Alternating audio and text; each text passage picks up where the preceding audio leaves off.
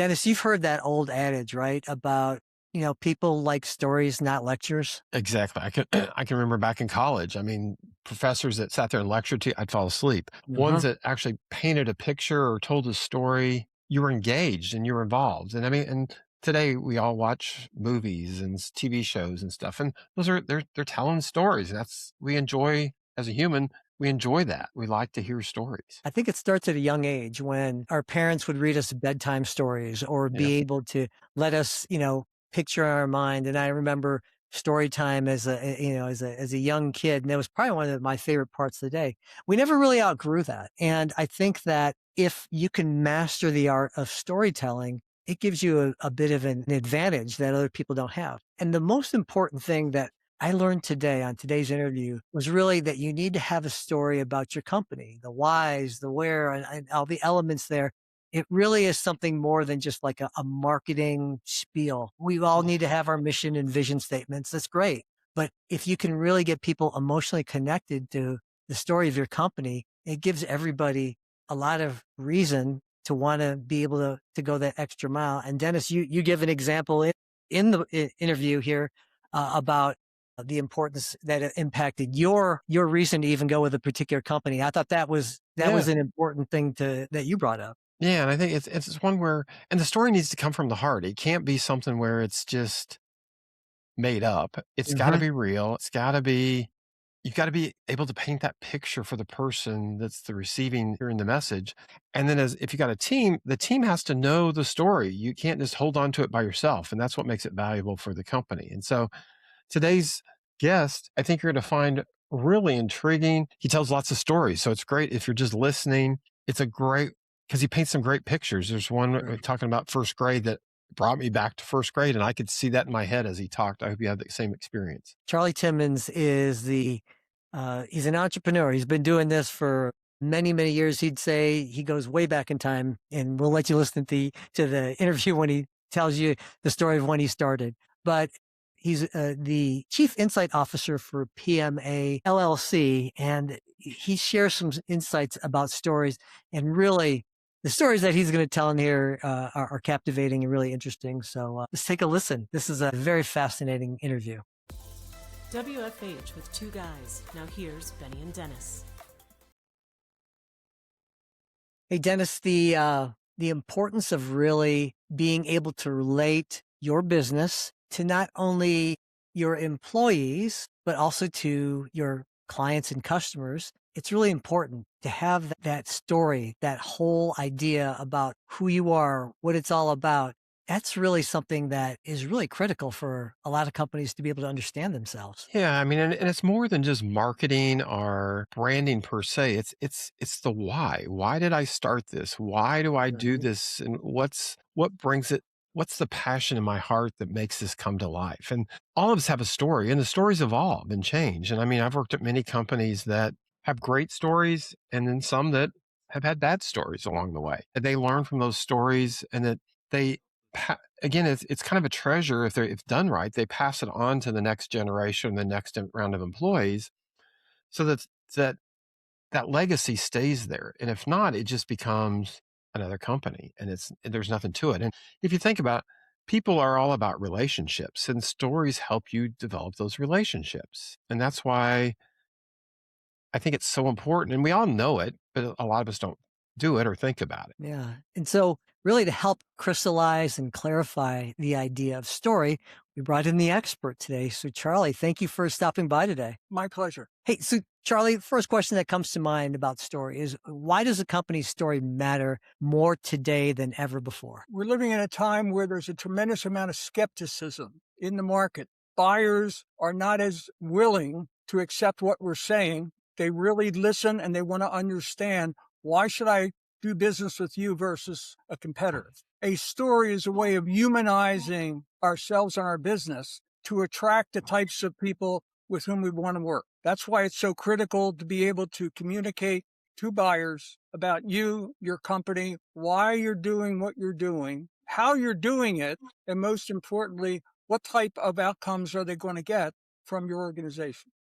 And Charlie, I assume It, you it, want that story that if you've got 10 employees, you hope that that story is going to be very similar about the company and specifically from all 10 employees, that you don't want to have 10 different stories, because, and that's where some of the companies mess it up, because some of the employees are just there to sell and they don't bother to really learn the story. And to me, that's the important part for people, is that everybody, the accountant, the receptionist, the salesperson, they all need to know the story. I know when I went to work at Frito-Lay, or I actually interviewed at Frito-Lay in Dallas, the receptionist at the very front counter, she told the story. That was why I went to Frito-Lay. It wasn't because the higher level people I was interviewing with. The lady at the front counter for 5 minutes stood there and told me about what made Frito-Lay hum and tick and why it was a great place to work. And it was like, I want to work here because the lady at the front counter is passionate about this place. Exactly correct. I did a work with a small company. They had about 15 employees. And we had a workshop. And one of the things I did in the workshop is had them write down what is the purpose of this company. And then they read out loud what they thought the purpose of the company was. What do you think the results were? Many different answers. Exactly correct. If we are confused about our story, imagine what the buyer is going to think. When the buyer senses that there is not coherence, that creates doubt. Nobody buys if they doubt. So there needs to be a consistent story at every level of the company as to why we're doing what we're doing. Today, 60, 70% of the employees are disengaged in a company. And one of the common things they complain about is, I don't know why we're doing what we're doing. I don't know what I'm doing to contribute to the bigger picture. That's a communication problem that starts at the very top. The owner may know, but everybody has to know that. And unfortunately, in the onboarding process, they don't get into that, which is a big, big miss. You could be out at a Memorial Day celebration. One of your employees meets somebody, tells the story of the company. Suddenly, that person becomes a prospect for the service of that organization based on what that employee said. So it's important that everybody gets on the same page and understands how to do it. So, hey, Charley, how does a weak story show up in sales, hiring, or even what Dennis had said, brand perception, all that stuff? How does a weak story really influence that? What companies end up with, Benny, is not their ideal client. They're going to settle for a different kind of client, one that may be price sensitive.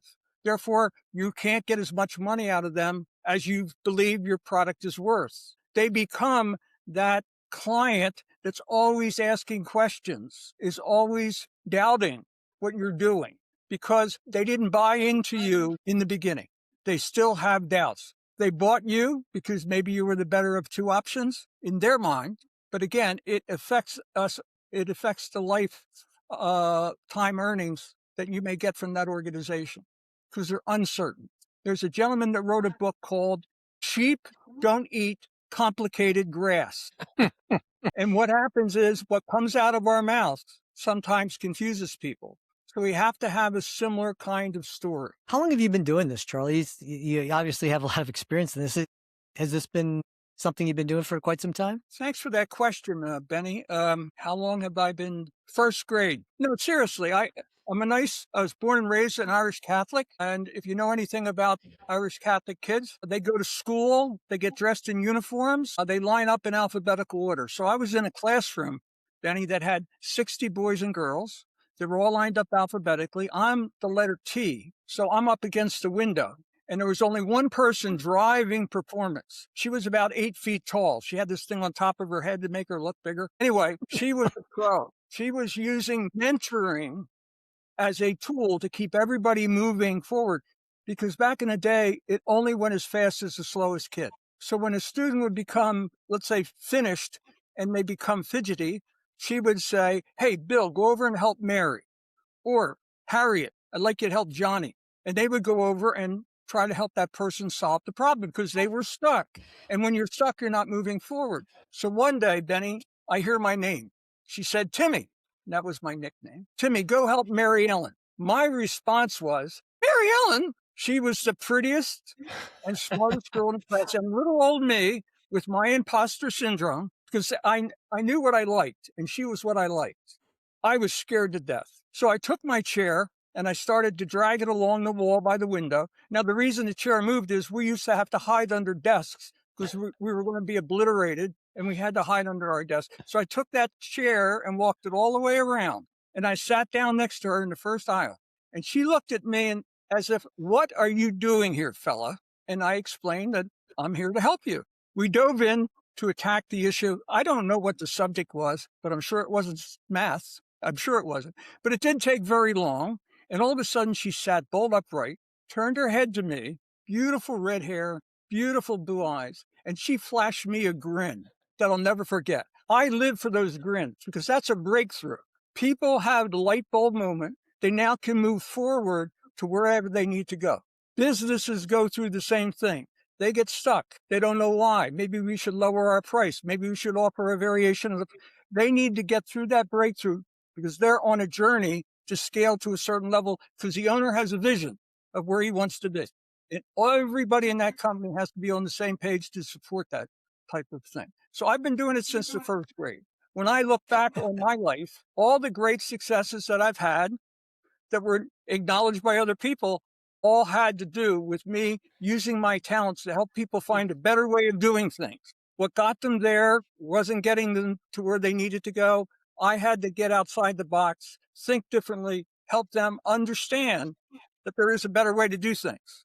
And once we get working and looking at all the different options, the level of trust that they have for me goes up and they implement what I recommend and they get to where they need to go. So Charley, key question. Did you stay in touch with Mary Ellen as you grew up, or did she go on? I don't know what the heck happened to her, Dennis. Because I'm not my mind wandered. Actually, I moved away. I thought you might tell us you married her or something. I was like, okay, this will be a great story. Yeah. That's awesome. Yeah, Dennis, my wife asked me that same question. Whatever happened to her? That's a good one. Yeah, I think your teacher, if her name was Sister Edith Marie, we had the same one. But her name was Sister St. Martin. Never forget her. Hey, Charley, it occurs to me when you were thinking about story, how do you help leaders uncover the real story, the story behind the surface, rather than just kind of like a marketing narrative example? How do you really kind of get to the meat of that? Would you like to hear a story? Yeah. The stories are great. Stories are great. I mean, as a listener, you love to hear stories. I mean, versus being lectured, stories are definitely easier to comprehend. You'll never forget Mary Ellen. No, I could visually see myself in first grade. We all went through that same thing. Dennis, I listened to one of your earlier episodes when you were talking about networking, and I am in a networking group here in Philadelphia. And there's a member of that particular group. I'm very fond of him. But when you talk to him, you don't get a feeling of humanity. He's very bright, very smart, but it's like kissing stainless steel in International Falls, Minnesota in dead of winter. There's no feeling to it at all. And he would always sit there and tell people, here's what I do. I work with leadership teams to help them increase short-term cash flow without affecting long-term strategy. And he goes on and explains it. And it's very conceptual. It's very abstract, but I don't kiss it. I can't put my arms around it. So I said to him, well, why do you do this? And he said, well, I have kids. Why do you do this? I asked him why about 6 or 7 times. And finally, he got angry. He slammed his hand down on the desk and says, Charley, do you know who Chainsaw Al Dunlap was? And I said, sure, absolutely. He was brought into Scott Paper Company by Kimberly Clark to help in the transition. He said, I was at Scott Paper Company. I was one of 400 people that Kimberly Clark retained to help in the transfer. And I would sit at my window, Charley, and I would watch people I'd worked with for 10 or 15 years walk out with their possessions in a banker's box and go to their car, and their life was destroyed. Charley, I never want any owner to have to resort to that. And I'm going to make everyone I work with is successful so the employees keep their job. I said, that's your why. He said, well, that's why you do it. And that human story is going to tell potential buyers of your service, I want to work with this guy because he cares about me. He cares about my people. The story he was telling, great, wonderful, great results for companies, but I didn't have that connective tissue. Peter Drucker has told us, Dennis, people make decisions in their hearts, they rationalize it in their brain. So when he tells that story now, he grabs people in the gut and say, hey, wow, this guy's on a mission. That's a little bit different than saying, hey, I need to make more money. Did that answer the question? It does. Yeah. I mean, and for me, I mean, it's funny. My next question I was going to ask you is, what makes a story actually memorable. And I think you may have touched on a little bit of it, but do you have anything to add to kind of that thought? What's the story that makes it memorable? What It's makes a about story memorable? it's about somebody else. It's not about me. It's not about Benny. We're telling a story of how there are problems that we all love to solve. We are in search of a problem that we love to solve. That's what business is all about. That's how companies are created. I have a solution to a problem. No one else is addressing it. I want to address it. So we have to understand what are the problems that we want to solve. We find somebody that we've solved that problem for. We explain to the listener that journey together, what we did together, how they solved the problem with the benefit of me and the outcome they got versus the outcome they would have gotten had they not engaged with me. But it's not about me. They're the ones that did the hard work. They did the emotional work of change and transforming their thinking into go in a different direction to do that. So there's a framework to telling a story. There are probably 9 or 10 frameworks for stories that exist, Benny. The one that I prefer is something called the story brand model. It's very, very simple to understand, and it's very easy to tell a story. What do I do? What problems do I solve? What do my clients get out of that short term and long term? It's very simple to tell the story. And we've all got stories. That's the best part. I mean, I think also, Benny, I think you're speaking from the heart. I think that's when it's regurgitated and doesn't have meaning to it, it's not a story. But if it's coming from the heart, because Charley, when you were telling the first great story, I mean, you could see the passion, and it was a moment in your life that impacted you, that you're able to tell the story. And I could visually see that in my head because I could relate to my first and second grade teacher and how they were the same way. And I could put myself in your story and say, "Ooh, I really get that." And if there was something you were going to help solve, it's like, okay, I could work with Charley because I'm on the same page and I can talk to Charley about this similar types of experiences. We've all experienced highs and lows. I tend to get involved with people when they're at a low. Why isn't it working? How come this marketing plan isn't producing? We're not getting an ROI. What's next? They have these questions they don't have answers for. And what people tend to do is they tend to look for the answers out here. The answers are inside. And I take them on an inward journey to understand themselves better. People buy Dennis Jackson before they buy what Works does. And they don't know who they are. They don't know what matters to them. And therefore, if they don't know what matters to them, they can't connect to what matters to their clients, to the buyer, if you will. No. So it's got to be relevant. You hit it on the head because we did testimonials with about 6 of our clients, and every single one of them, we had to go back and edit because they said, I bought because of Dennis Jackson. They didn't even mention Work Solutions. They mentioned my name. And so to your point, they were buying my story, not Work Solutions per se, because I am Work Solutions. And so it was interesting. It was like, okay, it really is about me. And if I'm going to bring other salespeople on, I've got to be able to have them understand that story so that they can be buying from them as well. Because they're not going to buy from Works. They're buying from the person that can relate the story to those potential customers. I have a suggestion. Take a look at what you would consider to be your top competitors. Go to their websites. What do you feel here about them or their company? If you're not feeling it, they're never going to deliver it because they're not aware that they need to communicate in that manner. Because there's so much distrust, there's so much doubt, there's so much concern. We have to connect with them. And most people's websites, it's all sales, it's all sales, it's all sales. They want to get to know you. That's what they want to be able to do. And you have to give them a doorway in. And the stories are a doorway into getting to know you because they'll relate to some part of your story. And that's the beginning of a great conversation. So I would talk to you, Benny. I talked to Benny about that teacher that he probably remembered where he may have had a similar experience. Yeah, exactly. Oh, yeah. Yeah. And we can begin building off of that. Just Yeah. think of the people whose products or services you buy and think of the reasons why. How much did heart share, not mind share, how much did heart share have to do with your decision? Let me ask, Charley, is it hard for leaders to talk about their own story? Is that challenging for A lot of them. When we leave our homes and we go into society in kindergarten or first grade, we begin to change. We lose touch with who we naturally are and we become socialized. And I worked for Xerox. I was a Zeroid. I did things the way Xerox wanted them done. I didn't get hired by IBM, thank God, because I would have been a different person. They would shape me the way they want to shape me. Now, when we look back on this, we say, wow, that does happen in business. Why would I want to go into business? But what happened is I became this person that wasn't really connected to who I was. What I wasn't allowed to do, what I naturally do best, which is always try to find a better way. When I wasn't allowed to do that, I would usually get fired. I would say to the boss, you have a great idea, boss, but I think I got a better one.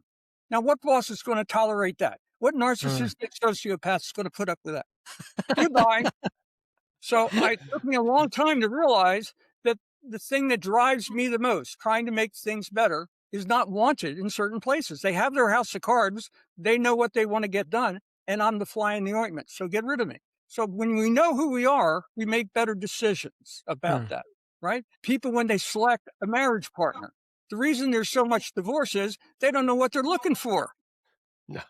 The second one is usually a little bit better because now they know what they need. Same thing. If we don't know who we are, what our values are, what our beliefs are, we have to continually question our beliefs because our beliefs are originally put in our head by our family, by our church. We have to question those things as we go through life because the world doesn't necessarily operate that way.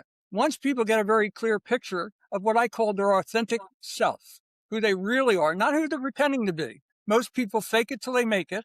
That gets them in trouble eventually. But when they realize who they really are, there's a calm that comes up over them. There is more clarity about the future, and they're able to see what they might be able to do other than what other people have wanted them to do professionally. I hope that answers your question. It does. That's great. And the question I have is a follow-up is that now when we've defined or created the story, what do we do with it next? What should we do with it after that? I think you have to, it's like comedians with a joke. You got to go out and you got to tell the joke a lot and see what reaction it is. A famous comedian who played Vegas continually, he said I had 3 shows in my head. And I would go out for the early show, which is usually the retirees, and I would tell a joke from each one of those shows. And it would tell me which show I'm going to go with, what series of jokes. He said the last show, always after midnight, when people were drunk, I always went with the blue material, is what he said. Always went with the blue material. Why? That's what the audience wants. So you have to tell the story out there, because, Benny, you might hear somebody say, so wait a minute, Benny, stop for a minute. Are you telling me this? Yeah. That's what I'm telling you. You got to adjust the story. They did not understand it right away. There was a disconnect. So when you are telling a story and there's a disconnect, you keep talking and they're still stuck here figuring out what those words meant. So you got to try it, bounce it off people, low risk interactions with people, not necessarily people that know, love, and trust you, but just anybody, and get some feedback on that and say to them at the end, now, what did I just share with you? What's the moral of it? What's your takeaway from that story? And if it aligns with what your intention was, great. Use it. Make it part of your package. So let me go the opposite direction for a second, really quick here. Is there a story that you want companies to stop telling? Is there something out there that maybe there isn't, but I thought is there something that you would prefer that companies would just stop talking about? I have never been asked that question before, Benny. I think anything that's overhyped. I can remember I was babysitting for a family when I was younger, and I arrived at the house when the father was having words with his son. The kid apparently had reached into his mother's purse and taken some money, and they were going at it. They stopped when I got there. The father came to me and I apologized, but I know he's guilty. I looked at him, what are you talking about? Because he's talking too much. The more words he used, it was like a smoke screen trying to. So sometimes when you listen to companies tell their story, they're using too many words. If somebody can't summarize it in a sentence or two, they don't understand it. That's a good one. And it's usually the shorter ones that do it. Steve Jobs, when he introduced the Mac, just 2 words. Do you remember what the 2 words were underneath the logo? Think different. That's it. Thank you. It was memorable. You remember. You were a young kid then, Billy, and you remember. Yeah. That's a story. Yeah. When Ernest Hemingway lived down there in Florida. Are you talking about like Key West or Key There Largo, you was are, it? Or? Key West. And he had a certain stool at a bar. It was an outdoor bar. He would sit there and he would write. And as the night went on, he would drink more and more alcohol. One night, a tourist came up to him and he said, "Hey, you're that Hemingway guy." "Yeah, yeah, yeah." And was trying to brush the guy off. So the guy put a paper napkin in front of him and he said, "If you're so good, write me a story." So he scribbled some stuff on a napkin, gave it back to the guy. And what it said in 6 words was, "Baby booties, for sale, never worn." Ah, yeah. That's a story. You have an opportunity to make what we're talking to people about memorable. It's less about the facts and it's more about the story. Interesting. Charley, this has been a really interesting conversation, and I love this, the idea of story, and there's so many elements to it. And there's a lot of things I know that we probably didn't even touch on and couldn't cover. There are going to be some folks out there I know that are going to be interested and want to get a hold of you. What's the best way for people to get a hold of you? It's right there on the screen, Benny. Okay. For our audio listeners, let's go ahead and give them that information, Charley. That your mobile number out there? 610-304-0939. That's in the Philadelphia area. Mm-hmm. And for My email? email address is very simple. CJT, they're my initials, at charlestimmins.com. Perfect. And I'm of course, on LinkedIn. you're on LinkedIn too as well. You can get a hold of Charley there. Charley, this has been a wonderful. And Benny, Charley's offering a 30-minute Zoom call free of charge for any listeners that reach out to him. So that's a nice feature. So I encourage people to reach out and have a 30-minute call with him. That's all because of you, Dennis. There you go. It's a story that Dennis was telling. So There we go. I love it. I love it. Charley, this has been a great discussion. I think that there's just so many more elements about this, and I certainly was writing some notes down. So thank you very much for stopping by. We really appreciate it. You've been listening to WFH with Two Guys. We'll see you next time.